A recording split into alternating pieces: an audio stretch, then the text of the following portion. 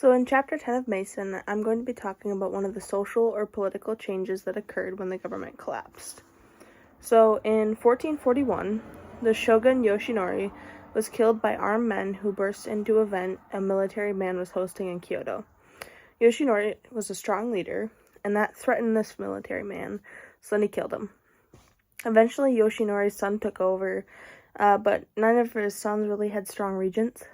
Ultimately, they had enough power to avoid the destruction of the Ashinaga house, but not enough power to keep peace in the land. So the Ashinaga's weakness was truly revealed during the Onin War that took place surrounding Kyoto from 1467 to 1477, so it was 10 years. It was fought between the Hawasaka and Yamana families. After this war, there was almost no political unity and centralized power. Fighting then moved to the provinces, where the Hosokawa won, but they lost a substantial amount of power, and other families completely disappeared. So with this war, a restructuring of the government took place. The emperor and the shogun were no longer important in the provinces, and with this, the shogun were obliterated.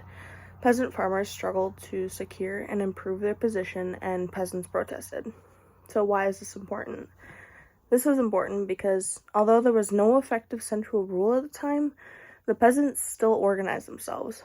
These poor peasants were led by local men that they united to defend themselves against other armies in the region. They were also able to battle against authorities who wanted heavy taxes to help pay for all the damages.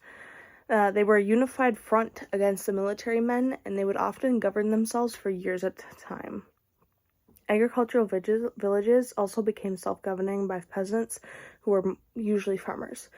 They had their own village headmen and their own set of rules.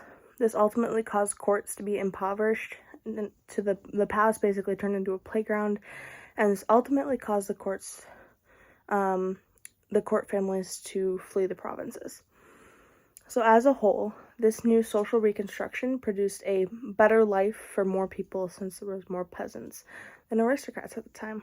So even though they weren't centralized rule, they still had rule going on with the peasant class.